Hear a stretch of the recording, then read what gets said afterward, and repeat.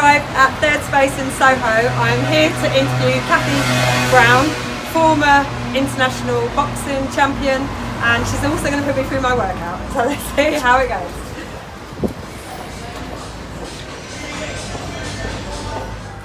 Hi, I'm Cathy Brown. I'm an ex-professional boxer. I was the second woman in the UK to receive a professional boxing licence. During that time, I became ranked number 3 in the world, and I won the British and the European Championships.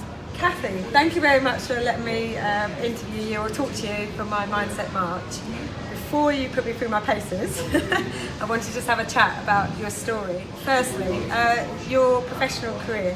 What was it like back then compared to what most people know of Olympic boxing for females? What was it like when you started? It was worlds apart than it is now for women's boxing. The fact that I was only the second woman to get the licence, and men were heavily opposed to women getting their licences and said women should not be allowed to box. You're too pretty to box. Or boxing is not a woman's sport, it's a man's sport. You know what, the walls I would hit, like getting into gyms, getting on shows, it was a real big battle back in, it was 1998. I spent most of my life quite angry, hence why I got into boxing. And actually I started to learn with boxing, with the calmness I'd learned from boxing, is actually a negotiation, and to be able to speak to these promoters, etc., about letting me on their shows, and I'll sell enough tickets to get on your show, pay for all my opponents to come over from Europe because there's no one in the UK for me to fight, get them over, pay for them, and put some money in your pocket. And it was like, yeah, deal, brilliant. Getting into people's gyms, I would spar guys. Look, go on, I'll give you £50 just to hit me properly, just to spar with me properly. Because otherwise I'm not learning, you're just like messing about with me, you're not really letting me come into your gym and use it properly. So I would pay sort of excessive amounts just to be able to go and use people's gyms. So I take it there wasn't that many female boxers back then, was there, that you knew of? That could actually, so that's why you went with guys, is that right? So there was only one other woman who was Jane Couch before me. There was no real other women in the UK.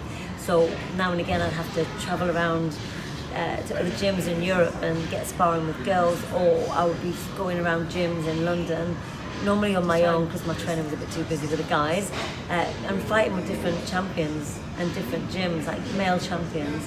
And it's the only way I thought it was the way to sort of develop that sort of inner resilience and strength to be able to fight. Tell me the first fight you ever had. Where was it? What was it like? What happened? Can you remember anything about the first time you actually were in the ring, proper fight? Here we go. So I think my first ever fight was actually kickboxing, and it was. I remember I turned up. It was this like really dodgy show. It was like full of cigar smoke, and they put me in this ring with this woman, and I came out and I fought like an absolute maniac.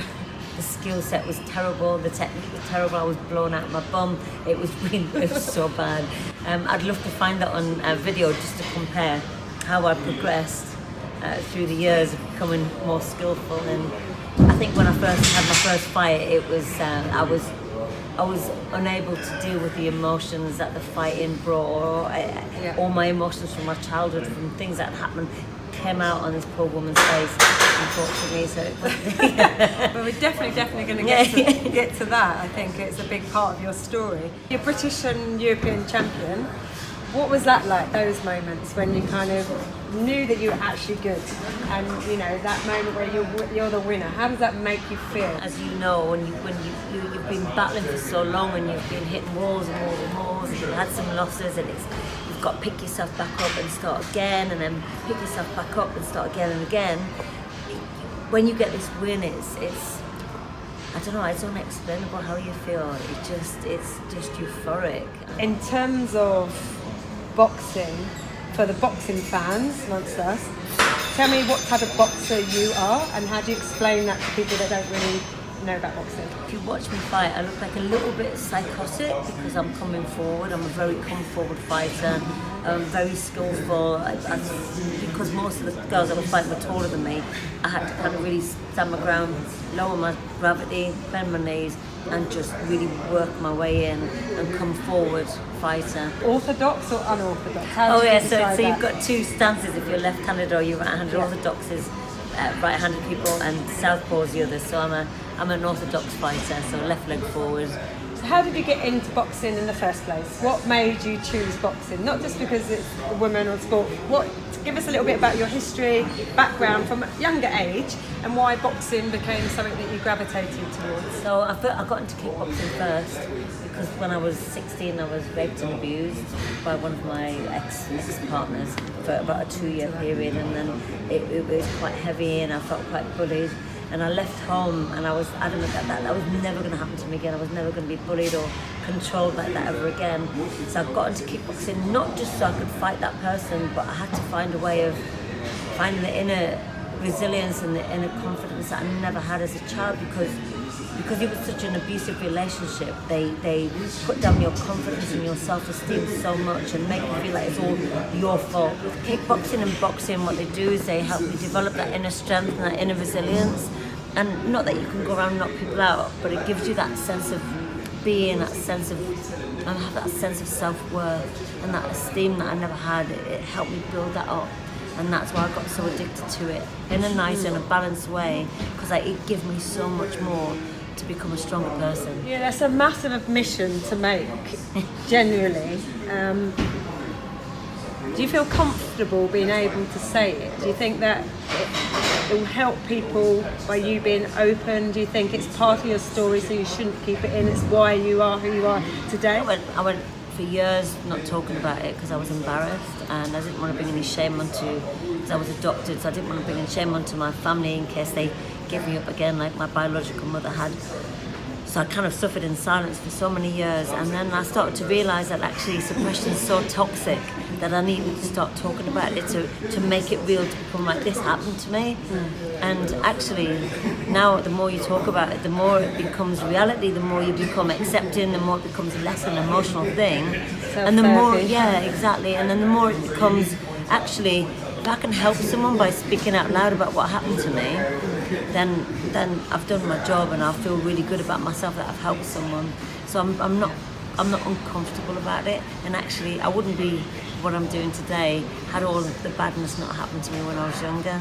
Seen that you've taken boxing to another level, so you obviously used it for a personal reason when you first got into it, then become a very talented boxer, and then you retired, and now you use it as a tool to engage with other people, help other people. Can you explain about Boxology? So you've started that, and what that actually means and what it is.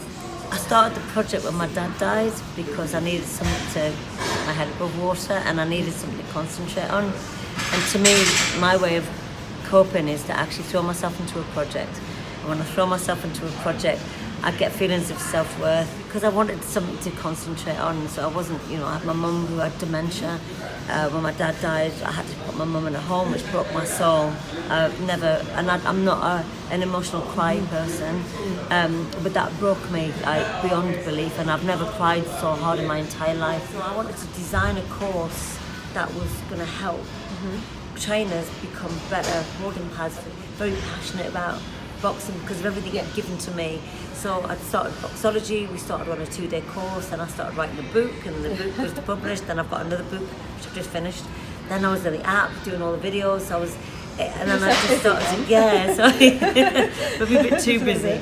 So that's why Boxology was formed, and I needed something to reflect my boxing passion through again and again, an outlet for my dad's death and my mum's dementia. So I see Boxology, I want to sign on to your course. What is it that I get out of it? So it's an extensive course on boxing techniques, how to hold pads, etc., strength and conditioning to help you as a coach or your client not get injured from shoulder rotator cuff injuries, because obviously the shoulder is really shallow. Yeah. So it gives you conditioning for that as well. You also get CPD points from Active IQ and SimSpa. We've had it endorsed by the Legion Education Body. Right. So they've rubber stamped both the courses now. So when you do that, you get CPD points for professional mechanism, and then you get like a book, and you've got 120 technical videos on each course that do everything, and it's filmed everything we've done on the course. You mentioned that you've also done CBT, so cognitive behavioural therapy. Did you do that as a course? Did you have that personally for yourself and then taken on? Where was that coming from? So when I retired from boxing, I was very heartbroken and I hit massive depression because everything I'd relied on for so many years for strength had just been taken away from me. So my whole world came kind of crashing down around me, and I was like, I don't know what to do. I hated boxing. I couldn't even go to any boxing shows anymore, especially for females fighting. I hated her. It was a really unhealthy place. It was terrible. And so I thought, I really need to understand what's going on here. So I started to study sports psychology for myself. Studied that, got qualified in sports psychology. But then I realised it kind of left you high and dry with any tools to use with clients. So that's when I studied cognitive behavioural therapy. I did a lot of research on the best form of hands-on therapy to give to an individual. And I chose cognitive behavioural therapy because you don't become so reliant on the therapist. The therapist gives you the tools to go away and be self-sufficient. Finally, no less, you've been through so much in your life. I mean, honestly, like really have. Because there's a lot of women that I know follow this and follow women. I hope you don't mind me asking, but on a personal level, I know we spoke about it before, you weren't able to have children, you kind of had a lot of miscarriages and that. Do you mind kind of sharing that with people that are hopefully going to watch this? Sure. With Mother's Day just passed, it also made it quite difficult. And in fact, I'm adopted as well, so I've never really had any blood family. We had 10 failed IVFs. We went through quite a long process, reducing my immune system. I was on cancer medications. We went down the route of doing donor eggs because my eggs weren't good enough, and I just couldn't get pregnant. And as a female and a married female, you feel that I let my husband down because I wasn't able to have children, and everyone around you seems to be having kids and they're successful. You know, they get married and then they get pregnant straight away. And I know there's women out there who are struggling. But again, I speak out about it because I didn't have anyone help me. I didn't have any counselling or anything like that. I was just going on the internet and trying to search for different people who've been through certain things and what should I feel like. And even now, and I mean, the last one we did was 2 years ago. And I'm still now struggling to go, how am I supposed to feel? Am I supposed to be all right with this? Still trying, not trying? We're not trying. We give up 2 years ago, so we stopped trying 2 years ago, and now we're just trying to just be me and my husband together. And you work together on Boxology, right? So you've got a passion together, which is lovely. I mean, that's really special. So we've actually come out stronger, and a lot of relationships struggle with that relationship issue because it drives them apart. Because they start arguing a lot, and it's just so stressful when you constantly are, I'm not pregnant again, I'm not pregnant again. How did you remain strong? What's the I just knew I couldn't give up, as that was knocking into my boxing resilience. And boxing and sport have really taught me about resilience and about strength. So anything, even in life that has gone wrong, you kind of lock into those learned inner behaviours from sport, and you go, right, I can't give up, I've got to keep going, I've got to keep putting one foot in front of the other. Thank you so much. I mean, honestly, it's been fascinating learning about you, but I love your mental attitude, your approach. You know, despite problems which everybody goes through, you'll still have your bad times, like we know, but you've got that resilience that takes you and moves you through life, and that's so empowering. So Cathy Brown, international boxer, cognitive behavioural therapist, founder of Boxology, PT for many, many years, coach and everything else that we do in the ring. You're here at Third Space, which is amazing, fantastic location. What's next? I want to develop Boxology even bigger, so we're producing the intermediate course now, then the advanced, but in the interim period I'm going to do boot camp for general public to do, a one-day boot camp, and just produce an app for them to do, because you know that boxing gives so much. Right, let's do it. Thank you so much. 1, 2, hip straight. One.